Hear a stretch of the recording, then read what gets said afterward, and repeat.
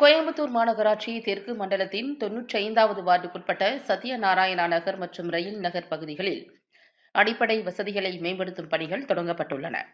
இந்த பகுதிகளில் ரூபாய் 1 கோடி மதிப்பீட்டில் தார் சாலை அமைக்கும் பணியும், ரூபாய் 30 லட்சம் மதிப்பீட்டில் மழைநீர் வடிகால் அமைக்கும் பணிகளும் பிப்ரவரி 27ஆம் தேதியான இன்று கோவை மாநகராட்சி மேயர் ரங்கநாயகி தலைமையில் துவக்கி வைக்கப்பட்டது. இதில் மாநகராட்சி தெற்கு மாவட்ட செயலாளர் தளபதி முருகேசன், மாமன்ற உறுப்பினர் அப்துல் காதர், உதவி ஆணையர் குமரன், உதவி பொறியாளர் ஜெகதீஸ்வரி மற்றும் மாநகராட்சி அதிகாரிகள் கலந்து கொண்டு பணிகளை ஆய்வு செய்தனர். கரும்புக்கடை பகுதியில் புதிய மின்மாற்றி தொடக்கம். மேலும் தெற்கு மண்டலத்தின் 86வது வார்டில் கரும்புக்கடை பகுதியில் புதிய மின்மாற்றியை மக்கள் பயன்பாட்டிற்கு கோவை மாநகராட்சி மேயர் ரங்கநாயகி இன்று தொடங்கி வைத்தார்.